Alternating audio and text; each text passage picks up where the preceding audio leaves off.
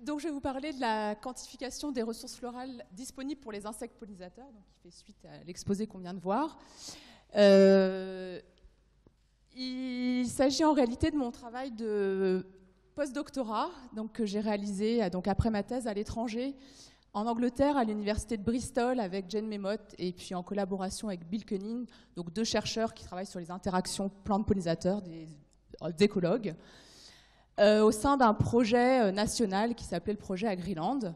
Alors ça a commencé en 2011 et on vient tout juste de publier un article, alors dont on est fier parce qu'il vient de paraître dans Nature. Donc un travail de longue haleine qui a abouti à ça. Alors, ce travail, juste un petit mot, l'objectif général de ce travail, c'était d'étudier les liens qu'on a entre le déclin des insectes pollinisateurs et un potentiel déclin des ressources florales. Alors, quelques mots sur le déclin des insectes pollinisateurs. Donc finalement, cette thématique de recherche a débuté vraiment sur l'abeille domestique, avec l'observation de ce syndrome d'effondrement des colonies d'abeilles domestiques en Europe et aux États-Unis, donc avec la recherche des causes impliquées, etc. Et rapidement, s'est posé la question de savoir si les autres espèces d'abeilles, les abeilles sauvages, étaient elles aussi menacées. Et on sait aujourd'hui, donc les derniers chiffres des rapports de l'IUCN nous montrent que bah oui, on a 10% des espèces d'abeilles sauvages qui sont menacées d'extinction en Europe, 24% des espèces de bourdons et un déclin généralisé des papillons. Et donc ça, on l'a vu déjà un petit peu hier, ça a des conséquences importantes parce que c'est l'ensemble de cette communauté d'insectes qui participent déjà à la pollinisation donc des plantes sauvages, plantes à fleurs. On a vu c'est 70 à 90% des espèces qui dépendent des plantes à fleurs, qui dépendent de la pollinisation animale pour leur reproduction. Et au niveau des cultures, c'est près de 65% de nos cultures qui dépendent de la pollinisation par les insectes pour leur production. Donc les insectes pollinisateurs, on peut les considérer comme des garants du maintien des rendements agricoles. Alors, pareil, je suis désolée, mais ça a déjà un tout petit peu été présenté hier, un article, je voulais juste vous parler d'un article qui a fait beaucoup d'écho dans la recherche, parce que c'est le premier qui a mis en évidence ce déclin chez les abeilles sauvages. Et donc c'est l'article de Besmejer qui a eu l'idée de travailler sur des données historiques, donc des relevés de muséums, relevés entomologiques, en Grande-Bretagne et aux Pays-Bas, et qui a travaillé donc sur les abeilles et les cirfes, qui sont ces petits diptères. Donc vous avez déjà vu ces cartes, alors juste pour rappel, ils ont observé du coup une diminution du nombre d'espèces dans plus de 50% des sites pour lesquels ils avaient pu avoir des données avant et après les années 80. Donc plus de 50% des sites avaient montré une diminution en termes de nombre d'espèces en Grande-Bretagne, et c'était près de 60% aux Pays-Bas. Et puis pour les cirfes, on avait un déclin mais un peu plus léger en Grande-Bretagne et pas de tendance très claire aux Pays-Bas. Donc voilà, premier exemple scientifique qui montre ce déclin des abeilles sauvages en termes de nombre d'espèces. Et puis on en a aussi un petit peu entendu parler hier. Cet article était d'autant plus intéressant qu'il a montré en parallèle qu'on observait un déclin en termes de nombre d'espèces chez les espèces à plantes qui dépendent de la pollinisation par les insectes, donc les plantes à fécondation croisée obligatoire. Donc c'est le moins 0,22, ce qui n'est pas le cas pour les autres espèces avec d'autres modes de pollinisation. Donc déjà, dans cet article, on a cette idée de déclin parallèle entre les insectes et les plantes. Alors aujourd'hui, donc l'idée de déclin des insectes pollinisateurs, elle est quand même bien acceptée. Les recherches aujourd'hui vont aussi sur essayer de retracer l'historique du déclin. Donc essayer d'aller un petit peu plus loin dans le temps pour trouver un petit peu les périodes critiques de déclin et essayer de relier ça du coup aux causes impliquées. Parce que toute la question reste quand même aussi de savoir quelles sont les causes responsables de ce déclin. Alors récemment, il y a eu un article qui traite des abeilles et des guêpes en Grande-Bretagne et qui trouve que les taux d'extinction ils ont été particulièrement forts des années 30 aux années 60, avec ensuite des périodes un petit peu plus légères en termes de taux d'extinction. Un autre article a fait le même genre d'analyse. Il retrouve, alors sur 3 pays d'Europe, en considérant plus d'espèces d'insectes, il retrouve cette période critique des années 30 aux années 70, une période de stabilisation et voire même une légère amélioration, en tout cas un ralentissement du déclin dans les périodes les plus actuelles. Alors c'est quelque chose qui est un petit peu débattu, cette dernière période. En tout cas, comment on explique ça ? Pour les années 30 aux années 60, on explique ça en fait, comme étant la période d'intensification des pratiques agricoles la plus sévère, avec donc l'utilisation massive de pesticides, des changements d'utilisation des terres et de nombreuses pertes d'habitats naturels qui ont eu lieu à cette époque-là. Pour la période en vert, ici, donc un peu meilleure, on peut se demander s'il s'agit des conséquences d'une espèce de prise de conscience écologique avec est-ce qu'on est capable d'observer un bénéfice des mesures de conservation d'habitat qui auraient pu avoir lieu en Angleterre, les mesures agro-environnementales, ou est-ce que simplement c'est juste que les espèces les plus sensibles ont déjà disparu et du coup on a des taux de disparition qui sont un peu plus faibles aujourd'hui à cause de ça. Bon, c'est quelque chose qui est assez discuté. Toujours est-il que derrière ces idées de perte d'habitat, déclin, on retrouve assez souvent une idée communément admise que le manque de ressources florales serait une des causes impliquées dans le déclin des insectes pollinisateurs. En gros, comme vous l'avez vu, nectar et pollen sont des principales ressources pour les pollinisateurs. En gros, est-ce que s'ils ne disparaissent pas, une des causes, c'est pas parce qu'ils ont de moins en moins de nourriture? Alors, si on pense ça, c'est qu'il y a quand même de bonnes raisons. D'abord, on a utilisé de nombreux herbicides pour contrôler les mauvaises herbes dans les monocultures, donc on a perdu beaucoup de flore, donc beaucoup d'espèces sauvages à fleurs.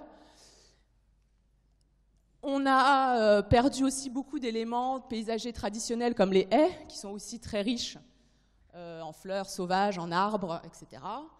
Et puis perdu de nombreux habitats naturels, notamment là en Grande-Bretagne, de nombreuses prairies calcaires qui sont aussi connues pour être très riches au niveau floristique. Donc le problème, c'est qu'en fait, on n'a pas vraiment de données quantitatives pour dire, voilà, tel habitat produit tant de nectar, celui-là, tant d'autres. Souvent, ce qu'on fait, c'est qu'on fait des comptages de fleurs en se disant que ça va bien nous indiquer un peu si l'habitat il est riche ou pas en nectar. Sauf que ça pose l'hypothèse qu'une fleur de trèfle, ça produit la même chose qu'une fleur de coquelicot, par exemple, ce qui n'est pas du tout le cas. Donc, absence de données quantitatives. Et du coup, ça nous empêche de faire des comparaisons et de retracer l'historique du déclin potentiel des ressources florales. Donc, ça a été l'objectif de notre travail en Grande-Bretagne. Donc, premier objectif, j'aurais pu mon pointeur, voilà. Donc, ça a été de calculer du coup la valeur nutritive des espèces de plantes à fleurs pour la pollinisation, pour les pollinisateurs, pardon. Donc, premier objectif, calculer la valeur nutritive des espèces de plantes à fleurs pour la pollinisation en Grande-Bretagne, et ce, à différentes échelles. Alors, l'idée qu'on a eue, c'était de partir de la fleur, de faire des prélèvements en nectar et pollen, et d'extrapoler, alors c'est assez grossier bien sûr, mais d'extrapoler ces données à une échelle nationale. C'est-à-dire qu'on quantifie les quantités de nectar et de pollen à l'échelle de la fleur. On va ensuite l'extrapoler à l'échelle de l'unité florale, donc en général une inflorescence, connaissant à peu près le nombre de fleurs qu'on a par inflorescence. Ensuite, on a voulu aller jusqu'à l'unité de surface, c'est-à-dire combien j'ai de nectar par mètre carré. Pour ça, il fallait connaître, avoir une idée de la densité de fleurs par mètre carré, donc tout ça pour la même espèce. Et puis ensuite, connaissant la composition floristique des différents habitats, on pouvait intégrer ces données pour avoir une idée de la production de différents habitats, ce que j'appelle habitat, une prairie, une forêt, etc., en hectares. Et puis enfin, connaissant la répartition de ces habitats à l'échelle du territoire, on a fait des cartographies de ressources. Alors bon, c'est ce que je vais vous montrer. Donc ça, c'était le premier objectif. Et puis le deuxième, ensuite ayant cette quantification, on a voulu retracer l'historique des dynamiques temporelles des ressources florales en Grande-Bretagne, donc des années 30 aux années 2007, pour voir si ça coïncide avec les périodes de déclin des pollinisateurs. Alors, en Angleterre, enfin, au Royaume-Uni, on a près de 3000 espèces de plantes à fleurs, 3000 espèces de plantes. Donc il a fallu faire une sélection des plantes qu'on allait échantillonner pour le nectar et pollen. On ne pouvait pas tout faire. Donc pour ça, on s'est basé sur une étude, alors je vous expliquerai un tout petit peu plus précisément après, qui s'appelle le Countryside Survey, qui donne des données et un rapport. En gros, c'est le suivi représentatif des communautés de plantes à l'échelle nationale. Et donc, à partir de ces données, on a pu tirer comme conclusion que déjà 450 espèces de plantes couvrent près de 99% du territoire en Grande-Bretagne. Donc, c'est-à-dire qu'il y a beaucoup d'espèces assez rares. Et parmi ces 450 espèces, plus de la moitié n'offrent pas de ressources. Donc, il y a des fougères, des mousses, etc., qu'on a exclues de notre liste. Donc, on s'est retrouvé avec une liste de 220 espèces de plantes à fleurs, communes, les plus communes, puisque c'est parmi les 450 qui occupent 99% du territoire. 220 espèces, donc ça c'était notre liste à échantillonner. Alors par exemple, dans les espèces de plantes les plus communes au Royaume-Uni, vous allez retrouver la bruyère, le trèfle blanc, la myrtille, la ronce, la renoncule. Donc ensuite on avait donc cette liste. Il y a ensuite eu un travail de terrain, donc pour trouver les populations de ces espèces, sachant que ce n'était pas trop compliqué puisque c'est des espèces communes, donc on les retrouve assez facilement. Donc ça peut être dans des prairies, dans des habitats plus ou moins urbains, côtiers, agricoles, pour trouver certaines variétés. On s'était donné comme objectif de trouver au minimum deux populations, donc 2 sites pour chaque espèce. Alors ça n'a pas toujours pu être le cas, mais puis de faire... on a fait 2 saisons de terrain consécutives, quasiment de mars à octobre, à chaque fois, pour couvrir la floraison de l'ensemble des espèces. Et donc, voilà le travail minutieux qui commence de collection d'abord de nectar. Alors, on a commencé par ensacher les fleurs pendant 24 heures. Alors, c'est les petits sacs que vous voyez là, cousus par ma maman. Ensachage des fleurs pendant 24 heures, pourquoi ? Pour exclure les pollinisateurs et pour pas qu'ils piquent le nectar produit par la fleur. Ensuite, on collectait le nectar avec des microcapillaires, alors c'est les petits tubes en verre que vous voyez là. Ça, c'était possible pour les espèces avec des nectars assez liquides, un peu dans des corolles plus ou moins longues. Sinon, on diluait avec juste 1 microlitre d'eau au niveau des nectars et on recollectait cette solution diluée pour récupérer le peu de nectar qu'on avait. Et on mesurait ensuite le volume de ce nectar, la concentration en sucre. Et donc on avait à partir de là une idée de la quantité de sucre par fleur. Quantité de sucre dans les nectars par fleur. On a aussi fait des récoltes de pollen. Alors je ne vais pas vous détailler les résultats sur le pollen, juste que vous sachiez comment on a fait. En fait, sur le terrain, on récoltait des boutons floraux prêts à éclore qu'on ramenait au laboratoire. Et dès que les étamines commençaient à s'ouvrir, là, on extrayait le pollen. On a fait des estimations de comptage et des mesures de grains de pollen, du coup, pour avoir une estimation du volume de pollen par fleur. Ensuite, je vous le disais, une fois qu'on a ces quantités par fleur, on voulait aller jusqu'à l'unité florale. Alors, soit c'est une fleur solitaire, donc c'est simple, c'est x1, soit on compte le nombre de fleurs moyen par une inflorescence, ce qui nous permet d'avoir une quantité par inflorescence ou par unité florale. Ensuite, à l'échelle de l'unité de surface, donc là, il nous fallait une idée de la densité de fleurs.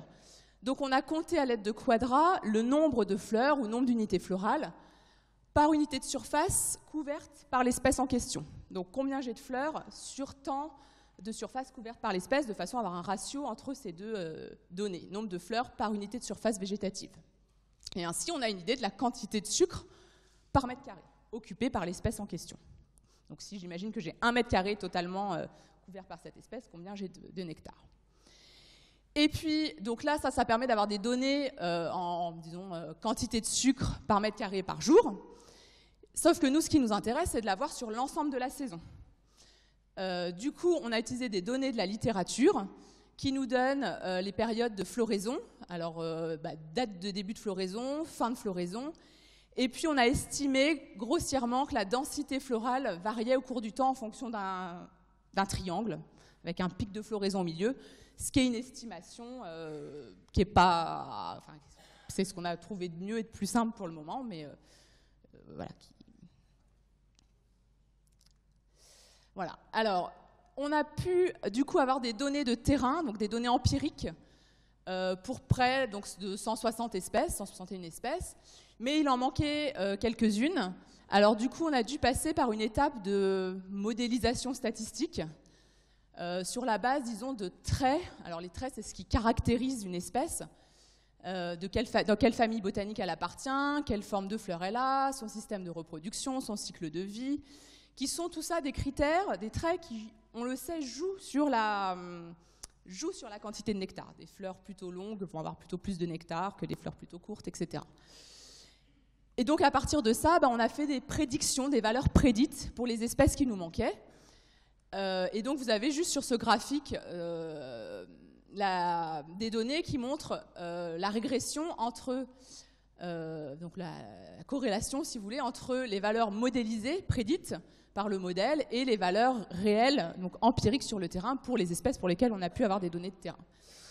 Donc ça vous montre que les bonnes espèces sont bien, même si ce n'est pas parfait, parce que c'est une modélisation, on a une tendance qui montre que la modélisation n'est pas trop mauvaise.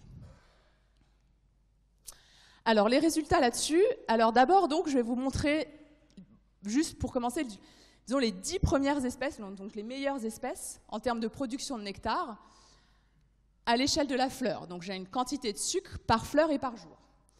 Et donc, on va retrouver dans ces 10 espèces, donc l'impatience, l'iris, le glaïeul, le symphytum, la ronce, Calisthegia, c'est le liseron, enfin voilà. Des espèces qui font plutôt des grosses fleurs solitaires et donc ont beaucoup de nectar, donc beaucoup de sucre. Et remarquez en première position l'impatience glandulifera, qui est une espèce invasive, avec des très belles fleurs qui sentent très bon, mais voilà.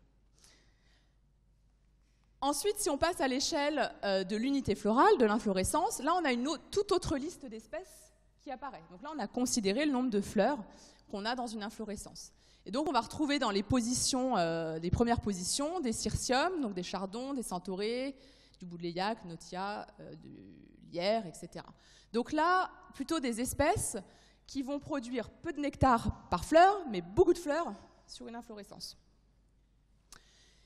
Et puis, troisième échelle, l'échelle de l'unité de surface. Donc, quelle quantité de sucre j'ai par hectare, par mètre carré, on va dire, ou par hectare, couvert par l'espèce, et par an. Donc je prends à la fois les données de densité, en compte les données de densité de fleurs, et les données de durée de floraison de l'espèce.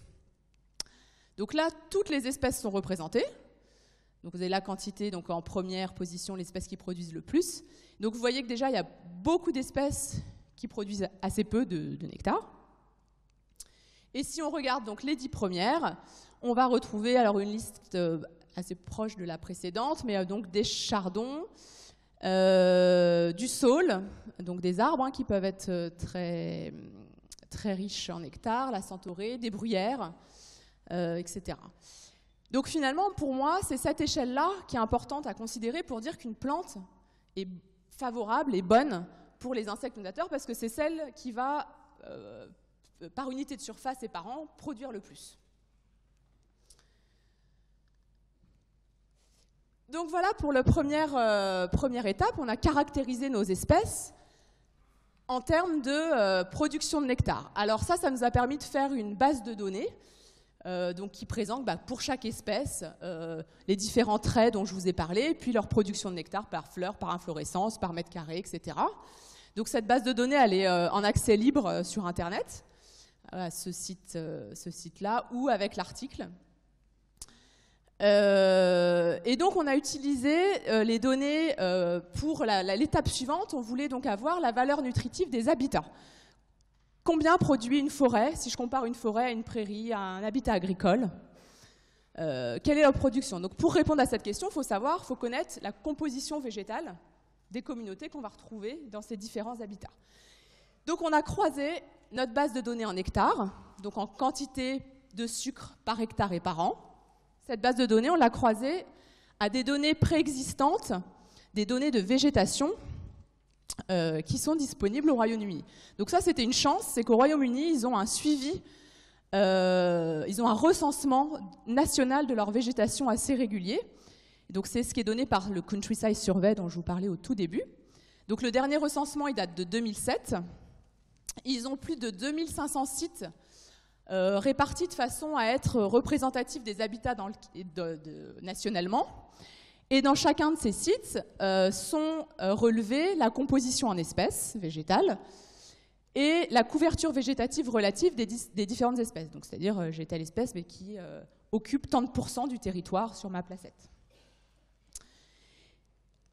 Donc à partir de ça, on peut faire un travail d'analyse de données et avoir une idée de la composition moyenne, globale, d'un habitat en termes d'espèces végétales. Et puis ce rapport nous donne aussi la superficie nationale des habitats, donc combien d'hectares de forêt j'ai au Royaume-Uni dans cette année-là, par exemple. Alors là, ça c'est donc les graphiques. Les résultats. Donc on a regardé la productivité en hectares de 11 habitats. Alors je vais vous expliquer après à quoi ils correspondent. Donc on a 11 habitats principaux et donc en ordonnée vous avez leur productivité en hectares, donc quantité de sucre par hectare et par an. Et on a aussi regardé la diversité en hectares. Alors ça c'est pour avoir une idée de si le nectar il est offert par peu d'espèces ou par beaucoup d'espèces en question. Alors, plutôt que de détailler précisément ce graphique, je préfère juste vous montrer des photos. Alors, l'habitat le plus riche en termes de productivité et en termes de diversité, c'est clairement les prairies calcaires, donc comme l'illustre cette photo, donc ça c'est ce qu'on trouve. On va trouver aussi comme bon habitat les forêts de feuillus, à la fois pour les arbres et puis pour la strate herbacée qui va être riche en fleurs. Donc qui est à la fois productive en termes de quantité et en termes de diversité. Et comme bon habitat, on a aussi tout ce qui va être landes à bruyère. Alors, ça va être des habitats très productifs, mais par contre assez pauvres en termes de diversité. Et d'ailleurs, ça se voit même sur la photo.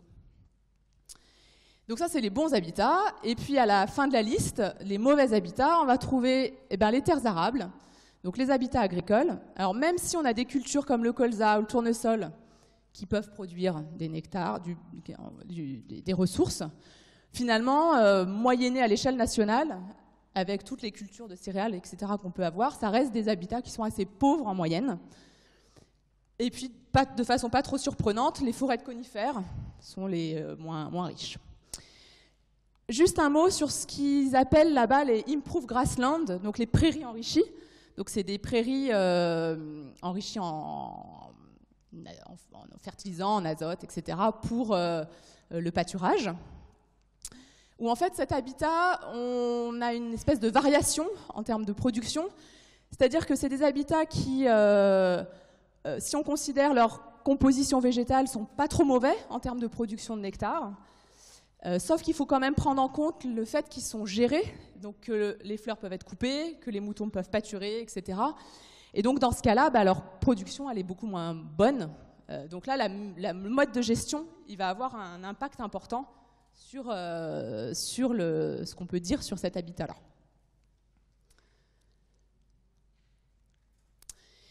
Et puis voilà, et puis ensuite, connaissant la répartition de ces habitats à l'échelle du pays, on a pu faire une cartographie. Donc vous voyez au cours des saisons, donc de mars là, à octobre, avec la floraison. En fait, ça représente la dynamique temporelle de la floraison et donc de la production de nectar, avec les zones en rouge, ça va être les zones les plus productives. Donc qui apparaît l'été principalement. Alors vous auriez pu me dire, on aurait pu s'attendre à un pic aussi un peu plus tôt dans l'année, avril-mai, parce que c'est quelque chose qu'on entend aussi et qu'on retrouve quelquefois. Alors en fait, pour faire cette cartographie, on n'a pas du tout pris en compte les éléments linéaires, donc les haies, et là où on a aussi beaucoup d'arbres qui ont une floraison précoce. Donc il se peut que là, on sous-estime un petit peu des ressources qui pourraient apparaître plus tôt dans l'année.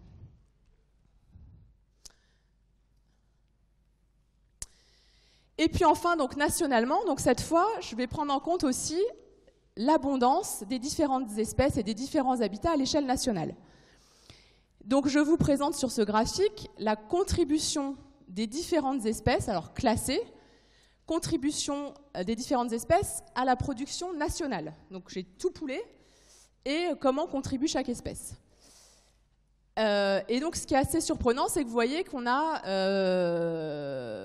très peu d'espèces, alors trois espèces qui contribuent à près de 50% de la production nationale, qui sont le trèfle blanc, les bruyères, les chardons, qui sont en fait des espèces très communes.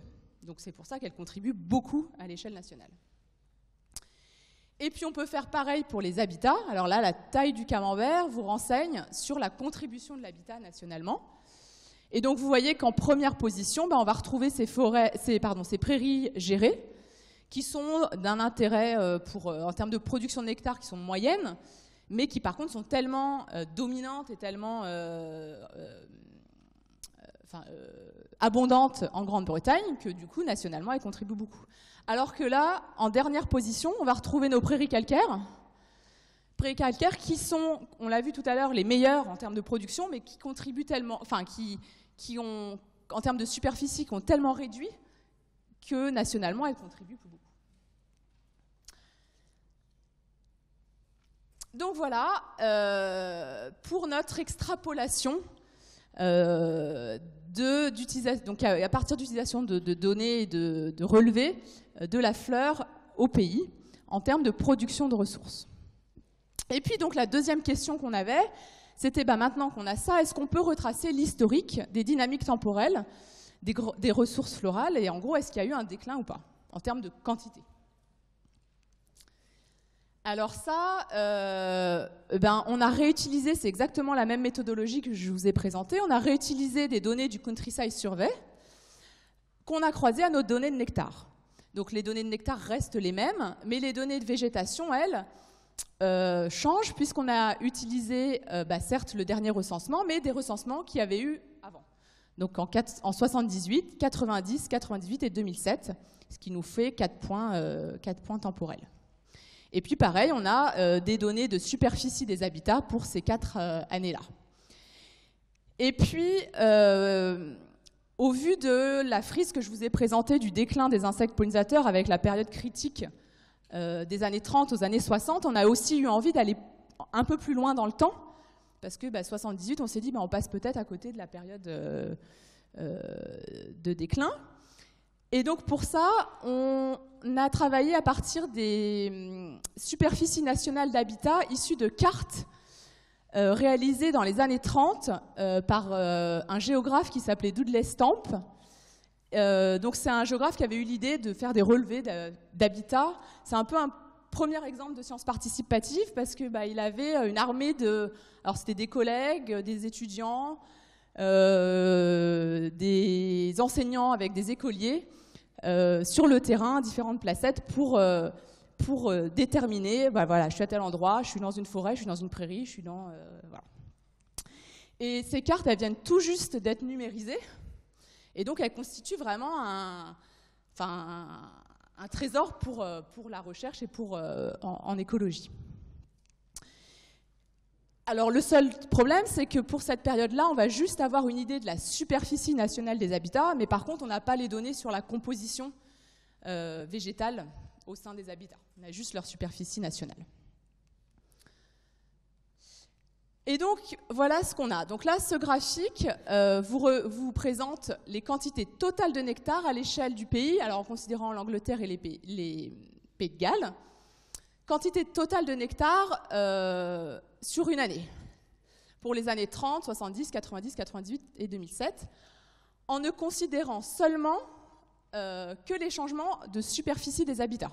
C'est-à-dire qu'on fait l'hypothèse que la végétation au sein des habitats reste la même. Et donc là, quand on fait ça, on observe clairement un déclin des années 30 aux années 78, et après, une période plutôt stable. Alors, déclin qui s'explique par la perte d'habitats très riches en nectar, notamment en rose les différentes prairies calcaires, acides, neutres, Et puis en violet, c'est les landes à bruyère qui participaient aussi beaucoup.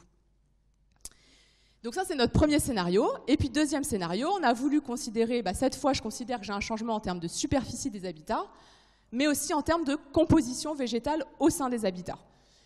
Alors, pour l'année 30, on ne peut pas le faire puisqu'on n'a pas les données.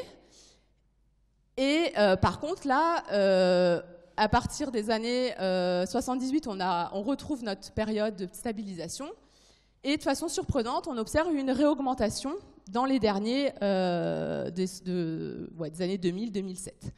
Du coup, cette augmentation, elle est due à une différence de composition de la végétation au sein d'habitats. Alors, quels habitats? Ça va être surtout les habitats agricoles, les habitats gérés, certaines prairies. On ne peut pas aller beaucoup plus loin dans l'explication. Est-ce que c'est... certains parlent en Angleterre d'une diminution de l'acidification, d'une diminution de l'eutrophisation, etc., qui pourrait expliquer des modifications d'espèces qui pourraient être favorables. Bon, c'est encore ouvert, je ne veux pas aller trop loin dans l'explication de ça. Voilà, donc pour juste conclure quasiment, donc sur notre premier point, donc sur le calcul de la valeur nutritive des espèces, donc je vous ai montré, j'espère, l'importance de définir l'échelle que l'on considère pour déterminer la valeur nutritive des plantes. Ce n'est pas du tout les mêmes listes d'espèces qu'on va retrouver si on est à l'échelle d'une fleur, d'une unité florale, d'une unité de surface. Alors moi, ce qui me paraît le plus pertinent, c'est l'unité de surface. Et donc ça permet de fournir une liste d'espèces favorables pour les pollinisateurs. Autre point important, donc la comparaison entre habitats agricoles et les prairies calcaires qui sont les plus riches et les agricoles les plus faibles. Et donc ça, c'est des implications en termes de conservation. Quels habitats on conserve? Les plus riches, lesquels on restaure. A priori, sur les habitats agricoles, on a de la marge pour améliorer leur production en hectares. Et puis, très peu d'espèces contribuent à la production nationale en hectares. Et ça met en avant. Donc, on avait dit trèfle blanc, bruyère et chardon. Et ça, finalement, ça met en avant l'importance des espèces très communes, espèces qui sont souvent un peu négligées dans le fonctionnement des écosystèmes. Donc, ça me paraît aussi important de le souligner. Et puis, sur notre deuxième point, donc sur l'historique des dynamiques temporelles, donc une période claire de déclin des années 30 aux années 78 qui est due à une régression des habitats les plus productifs, une période de stabilisation et après une augmentation de la production qui cette fois est plutôt liée à un changement en termes de composition au sein des habitats, avec une forte contribution des habitats gérés. Et donc si on se recale par rapport aux deux frises du déclin des pollinisateurs, on retrouve cette période critique en termes de déclin des ressources florales des années 30 aux années 80, et puis peut-être une période d'amélioration, une pointe d'optimisme peut-être pour les dernières décennies. Alors ça, juste un mot, ça ne veut pas forcément dire que les ressources florales sont responsables du déclin des pollinisateurs. Ce que ça dit, c'est juste qu'on a que les deux déclins ont lieu en même temps. Mais on peut très bien avoir un facteur, une pression qui joue sur les deux communautés de façon indépendante. Ça ne nous renseigne pas sur le mécanisme de cause à effet dans ce double déclin. Je peux dire encore quelques mots ou pas? Ouais. Juste pour vous, je vous ai dit, la base de données, elle est en ligne. Pour vous montrer que ça pouvait paraître au départ un travail un peu descriptif d'aller récolter ce nectar et pollen, de création d'une base de données, et qu'en fait c'est assez riche pour d'autres projets aussi, étant donné qu'on l'a mis en accès libre. Alors un exemple de projet, le projet AgriLand, utilise une partie de ces données pour répondre à d'autres questions. Par exemple, donc l'objectif de ce gros projet national dans lequel je m'intégrais était de travailler sur les pressions impliqués dans le déclin des pollinisateurs. Donc en particulier 4 pressions, les ressources florales bien sûr, la diversité des habitats, les pesticides, la densité d'abeilles domestiques. Et donc, pour répondre à... l'objectif, c'était de décorréler les différents effets de ces pressions et de tester leurs interactions. Et donc, pour répondre à cette question, il y a eu près de 96 sites qui ont été installés partout au Royaume-Uni. Donc, c'est 6 régions, 4 facteurs, 2 modalités. Et sur chacun des sites, l'idée, c'est de caractériser chacune de ces pressions. Donc, par exemple, sur un site qui va être là, est-ce que c'est un site avec beaucoup de ressources florales ou peu de ressources florales, un site avec beaucoup de pesticides ou peu de pesticides, etc. Donc nous, à Bristol, on a été chargés de fournir une base de données en ressources florales qui sera utilisée pour caractériser les ressources sur ce site-là. Mais il y a d'autres équipes qui travaillent sur les pesticides, etc. Donc c'est un exemple d'utilisation a posteriori de cette base de données. Alors les résultats ne sont pas encore prêts. Un autre exemple, beaucoup plus théorique, vraiment de recherche fondamentale, alors sans être trop compliqué, mais c'est une chercheuse qui s'intéresse aux effets indirects, alors qu'ils soient positifs ou négatifs, entre plantes à fleurs via le partage de pollinisateurs communs. Alors qu'est-ce que j'appelle effet indirect? Ça va être 2 espèces de plantes qui, parce qu'elles partagent un pollinisateur commun, forcément l'une a une influence sur la pollinisation de l'autre. Et donc, c'est un travail de méta-analyse, d'analyse de 750 réseaux d'interaction, issus de 28 études dans le monde. Et la question qu'elle se posait, c'était quelles sont les caractéristiques des plantes qui affectent la capacité d'une plante à influencer la pollinisation d'une autre plante via justement cet insecte commun. Et donc, elle a, dans son travail d'analyse, pris en compte nos données de nectar. Et du coup, elle montre que la quantité de sucre des fleurs est un trait déterminant dans la capacité d'une plante à influencer une autre. Alors ça se voit sur ce graphique, puisque plus une espèce contient du nectar, donc ici, plus les fleurs d'une espèce contiennent du nectar, plus sa capacité à influencer une autre espèce va être importante. Bon, ça c'est assez théorique, mais je termine sur un dernier point beaucoup plus pratique, c'est un autre travail d'une chercheuse qui est qui fait des travaux d'expertise pour le ministère de l'Agriculture au Royaume-Uni, avec un travail sur les recommandations pour la mise en place des mesures agro-environnementales. Et il y a justement un nouveau package qui vient de sortir, c'est un nouveau rapport qui à destination des agriculteurs pour déterminer quelles mesures mettre en place spécifiquement pour les insectes pollinisateurs. Et donc une question simple, c'est d'accord, on connaît des exemples de mesures, mais quelle superficie il faut pour le maintien d'espèces de pollinisateurs cibles? Alors en l'occurrence, elle avait travaillé sur 6 espèces. Et 2 mesures agro-environnementales. Donc première mesure, une haie, alors c'est assez caricatural, c'est pour avoir une idée, mais une haie monospécifique de prunelier, ou alors une prairie fleurie de trèfle pourpre. Donc on sait que ça, c'est des mesures incitatives pour les agriculteurs pour avoir des habitats favorables aux insectes, mais quelle quantité il faut? Quelle superficie? Et donc elle a fait des modèles d'adéquation entre la demande en pollen, donc c'est-à-dire sur 100 hectares, quelle est la densité de nids, de bourdons, combien j'ai d'ouvrières par nid et combien de pollen il me faut pour nourrir une ouvrière, enfin une larve. Donc ça, c'est la demande qu'elle a mis en parallèle, qu'elle a mis en adéquation avec l'offre en pollen qui pouvait être amenée par les haies ou le trèfle.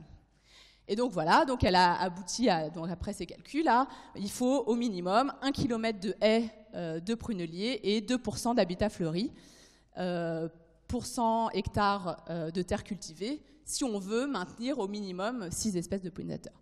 Donc voilà, c'est juste pour vous montrer que c'est à partir des données de recherche assez fondamentales qu'on arrive à avoir des estimations qui ensuite sont utilisées aussi pour la société, quoi. Voilà.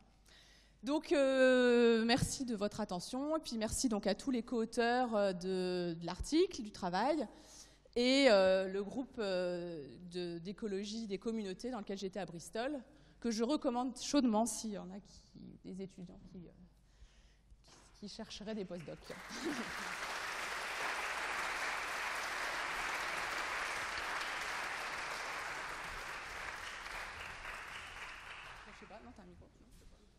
le garde.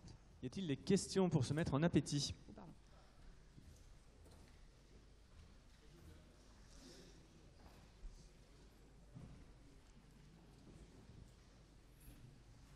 Et il est parti à l'autre bout. Bonjour, Alban Auger, apiculteur. J'ai trois petites questions. Dans la mesure du nectar, est-ce que vous avez quantifié uniquement en gros les millilitres récoltés, ou est-ce que vous avez regardé la concentration en sucre et peut-être même aller plus loin, comme on a vu sur la présentation d'avant, quel type de sucre? Mais là, c'est du boulot. Deuxième question, c'est sur le pollen. Quand vous avez récolté les fleurs prêtes à éclore, est-ce que c'est juste parce que c'est plus facile dans le protocole, ou est-ce que c'est pour avoir le maximum de pollen possible par fleur? Et troisième question, pourquoi vous êtes parti en Angleterre et pourquoi vous n'avez pas fait ça en France?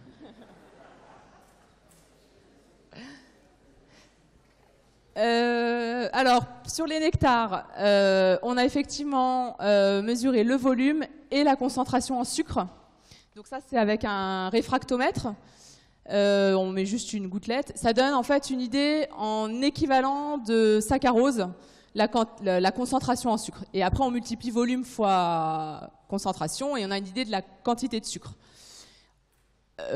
En équivalent saccharose. On n'a pas le détail des différents sucres. On l'a fait, mais après, ça passe par des techniques plus poussées, d'HPLC, etc.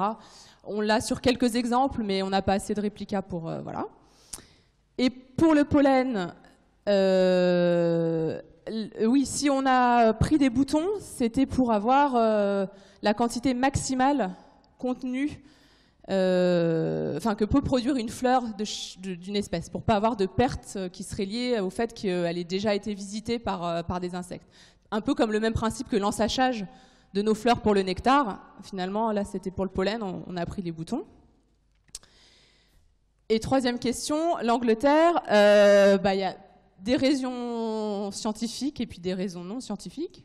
Non, la raison, déjà l'intérêt pour faire ce travail-là, c'était que eux, ils ont une histoire naturaliste qui font qu'ils ont ces relevés. Ça, pour ce travail-là, c'était hyper important en termes de relevés de végétation. On n'a pas vraiment d'équivalent en France, je crois. Peut-être avec Vigiflore. Mais peut-être, en tout cas, ça m'intéresse. Et puis l'autre raison, c'est aussi le parcours classique d'un étudiant en thèse à qui on demande après de faire des expériences à l'étranger pour pouvoir revenir en France et postuler sur des postes. Voilà. Moi, j'ai envie de parler justement un petit peu de la France. Vous avez beaucoup parlé des prairies, en particulier du trèfle blanc. Ouais. Eh ben, en France, on a moins de prairies qu'en Angleterre. On a quand même 15 millions d'hectares, ça fait quand même pas mal.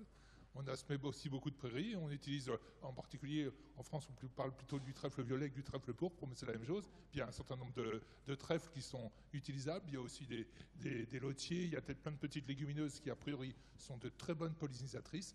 Donc je pense que ce serait très intéressant de faire ce genre de travaux en France avec les petites légumineuses dont on parle, dont on peut parler aussi. C'est sûr que déjà en termes de flore, c'est pas très différent. Je pense en termes de relevé, de nectar, de pollen, c'est une flore assez similaire.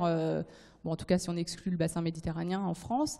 Mais après, effectivement, il nous faudrait, pour avoir cette image nationale de ce qu'on a en France. Et moi, ça, je connais moins, en fait. Bonjour.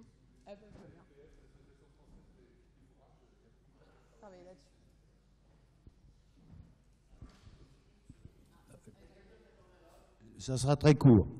Je rappellerai simplement que vers 1830, sur le domaine des bars, Philippe André de Vilmorin avait parfaitement compris que pour développer les fourragères, il fallait mettre des abeilles.